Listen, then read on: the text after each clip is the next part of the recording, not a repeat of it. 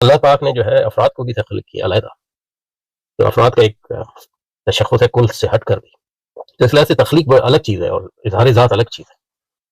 تو ہیگل کے ہاں کوئی تخلیق نہیں ہے. اللہ محفوظ ہے اللہ کی تخلیق کی. مثلا آپ کہیں کہ پوری اللہ تعالیٰ نے اپنی تخلیق کا منصوبہ لکھا ہوا ہے، یا اس کو جس طرح بھی پڑھیں، اس کو اگلی بار دیکھیں گے آیات کی تشریح، لیکن جس طرح بھی دیکھیں تو اس میں ایک طرح کی تعریف کے بغیر آپ